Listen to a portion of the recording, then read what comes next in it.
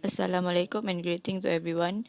We are from Group 3. We present about MISC Berhad fraud case analysis. MISC power abuse, corruption, and bribery. Among the allegations brought by the Commission was repair works for a tanker vessel at a cost of 61.6 million ringgit in 2012. Early findings showed that the actual cost of the repair for the tanker is estimated to be at 31 million ringgit. Another allegation was on the loss of almost 47 million ringgit by MISC Berhad as a result of a failure in observing company procedures in the appointment of the contractor. In a separate case, the MSCC nabbed a 58-year-old engineer of Petronas Chemical Group and his 49-year-old wife for allegedly demanding for a 361 ringgit Malaysia bribe from a contractor who was assigned to carry out serviceability tests on the piping system installed at the Sabah Ammonia Urea project in Sipitang, Sabah 3 years ago. Next, we move to financial ratio for MISC Berhad. Let's move to the current ratio. In 2010, the ratio increased to 1.3379 from 2009. But in 31st March 2011, the ratio shows that it decreased slightly to 1.3219, but in the end of the year, it dropped to 0.6889. In that year, we can see that current liability is more than current asset, which shows that MISC Berhad cannot afford to pay back their debt and other payables. In 2012 and 2013, the ratio is 0.9931 and 1.1197 respectively. In 2014 and 2015, the ratio keep increasing to 1.8490 and 2.1685 respectively. Starting from 2012, their current ratio shows increasing from time to time, which we can detect fraud on how they pay back their debts. Next, we move to debt to equity ratio. In 2009 and 2010, the ratio is 0.7380 and 0.7083 respectively. In 31st March 2011, the ratio declined to 0.6532, but in the end of 2011, it rose to 0.8580. In 2012 and afterwards, the ratio is keep decline. In the period of fraud, the debt to equity ratio of MISC Berhad is bad. It shows that MISC Berhad are not able to generate enough cash to satisfy their debts. Through this ratio, we can detecting fraud that MISC conduct. Next, we will proceed with the profitability ratio. There are two ratios in the profitability ratio, which is net profit margin and gross profit margin. What is net profit margin? Net profit margin is the percentage of revenue remaining after all operating expenses such as interest, taxes, and preferred stock dividend has been deducted from a company's total revenue. Gross profit margin is a difference between revenue and cost of goods sold divided by revenue, and it is calculated as the selling price of an item less the cost of goods sold. So firstly, both net profit and the gross profit margin increased in 2010. Suddenly, the net profit margin fell drastically to negative at the end of 2011. The difference between net profit and gross profit are too high. This is because of the expenses that incurred on that year. Based on the financial statement, it shows that the expenses in 2011 was too high. This probably shows that MISC is conducting fraud because of this significant amount. While in the end of 2012, the net profit increased and maintained the positive amount afterwards. It shows that MISC can conduct fraud in 2011 and before that. This is one of the signals that we have found on the financial statement. So next, we will proceed with account receivable turnover. What is account receivable turnover? Account receivable turnover is used to measure how effective a company is in extending credit as well as collecting debts. The receivable ratio is an activity ratio which is measuring how efficiently a firm uses its asset. Based on the graph, From 2009 to 2010, the analysis shows that account receivable turnover increased from 6.59 to 10.37. It shows that MISC can collect its debts efficiently. While starting from 2011, the ratio started to fall drastically to 5.10 and slowly decreased on 2012 and afterwards. It shows that MISC is getting slow and having difficulties in collecting its receivable. Before the drop of account receivable turnover, MIC shows that they had no problem on the collection in 2010 and before. This might because of MISC wanted to collect their account receivable as much as possible and use the amount for 2011. If this was possible, this can be related to the expenses that incurred in 2011, where I have stated just now on the difference of net and gross profit margin from the previous slide.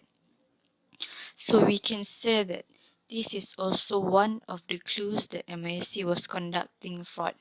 This is because since 2011, MIC seems didn't really collecting their receivables efficiently as before. So last for the financial ratio is account payable turnover. What is account payable turnover? Account payable turnover is a ratio that measures the speed which company pays its suppliers. If the turnover ratio declines from one period to the next, this indicates that the company is paying its suppliers more slowly and may be an indicator of worsening financial condition. So based on the graph that we have presented, in 2010, there are no big changes in account payable turnover. The ratio is 5.159 in 2009 and 5.213 in 2010. While in 2011, the ratio of account payable turnover decreased from 5.213 to 3.12 and continued going down till 1.906 in 2012. It shows that the company is having problem to pay to its suppliers, which means the company is having financial problem. So what we can conclude from this situation is that maybe MISC is having difficulty in paying their payable because of the expenses they incurred in 2011, which is related to the slide that I presented just now, which is profitability ratio, which related to the net profit and gross profit margin. We assume that this is one of the signals that MISC is having fraud. After 2012, the ratio started to increase every year from 1.906 to 2.458 in 2013, 2.903 in 2014, and 3.426 in 2015. It shows that starting 2012, MISC was paying its suppliers faster than before. Okay, now let's continue with the horizontal analysis of MISC Berhad. As for your information, the changes of financial year in 2011 and 2012 can be a signal of fraud in this MISC case. Why? This is because the changes of amount between this year are quite huge. From all non-current assets account of MIC Berhad, offshore floating assets show a loss of ups and downs from the year 2011 to the year 2015. As you can see from the graph, the percentage of comparison between the year 31st March 2011 with the year 31st December 2011 is 13.41%. And it declined drastically to negative 67.35%, which is the comparison between 31st December 2011 and 2012. The reason why it had quite drastic changes in 2012 may be caused by the disposal of subsidiary. They are related to fraud because of the disclosed amount is very small. It can be concluded that they tried to hide their fraud through the gain of disposal. Next, from all the current assets account of MISC Berhad, there are two accounts that show the signal of fraud. First, the account is the trade and receivables account. As you can see, the graph shows that the changes before 2012 has drastic changes, which is from 45.57% to negative 22.63% and rose drastically to 45.99% and dropped to negative 13.07%. These radical changes that occurred before 2012 was due to the receivables from customer on contracts account. And from these notes to the financial, it shows that on 2012, it rose in a huge amount, which is from 490,346,000 ringgit Malaysia on 31st December 2011 to 1,308,203,000 ringgit Malaysia. And after 2012, it shows positive changes, which is gradually increased to 19.62% and 43.39%. This is a proof that before 2012, there was something wrong had happened and also a sign of red flags. The second account that catch our attention is cash, deposits, and bank balances account. As you can see, during 2010 to 2012, all the amount changes showing negative trend, which is negative 57.29% to negative 17.62% and negative 3.17%. There is a possibility that money spent is more than the actual spend because of this fraud. However, after the year 2012, the account showed a big improvement in their cash, deposits, and bank balances account, which support the proof that the fraud had happened before the year.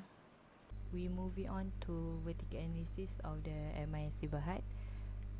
For our group, we only took two expenses, which is the general and administrative expenses and also the impairment provision. These two kind of expenses is quite suspicious to us.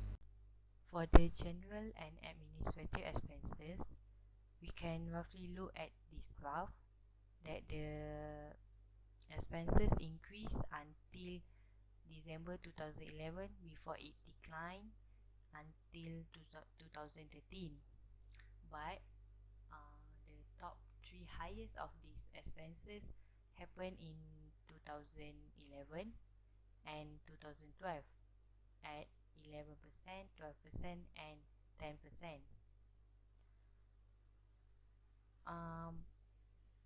By what have been reported by the Sunday News in 2012, that they claim the overpayment for repair work for a tanker vessels and the fast claim for non-existent work happened in 2012. But unfortunately, we cannot find any specific notes to the account for this expense, and there is no specific account for repair and maintenance item.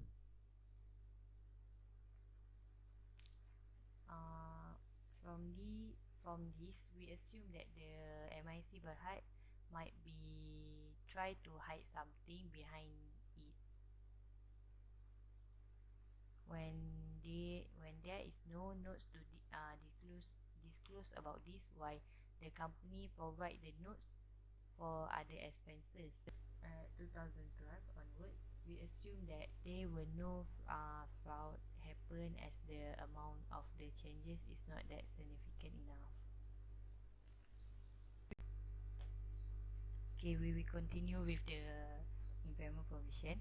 Okay, during 2010 until March 2011, the impairment provision increased to 5% before it declined to 3% in December 2011 and keep on decline until 2013. Okay, at the notes provided by the MISC Berhad, the impairment provision of the ships in operation during the year 2010, the value is about 40 million, while in 2011, the value of the ships in operation increased to 529 million, and it keeps increased in December 2011 at 661 million. So from this, we assume that the value of the ships in operation is estimated at the highest value from what it should be. This might be a signal to the fraud occur. The amount of provision is reliable, estimated, and reflect the current best estimate. So as it is best estimation, we assume that there might be influenced by the top management. By right, we can assume that there must be power abuse by the top management and so on. Impairment provision reported by the MIC. There are few suspicious events happened during the fraud period, which is from 2010 to 2013, which we think it might happen to cover the overspending and false claim. Firstly, I would like to share about the gain on share disposal. In 2012, MIC Berhad has proposed to dispose 50% of equity interest in Gumusut Kakap Semi-Floating Production System Limited. In related to that, offshore floating asset under construction has reduced from 6.05 billion to 1.05 billion, which was disclosed in Note 12 of financial statement. Our suspicion was on the gain received on share disposal to the group. As we can see, cash consideration was about Malaysia Ringgit 934 million, but the gain received was way too little compared to the disposal amount. Therefore, we assume that maybe they have hid some amount in the gain to cover up their overpayment to repair cost. Secondly, we have noticed that in 2012, the net cash used in financing activities has very huge difference from the other years. When we refer to the notes related to this, we found that this was due to repayment of terms loan and repayment of loan from holding company. The amount of repayment of term loan has increased 5 times more than previous year, and repayment of loan from holding company have not incurred in previous year and upcoming years.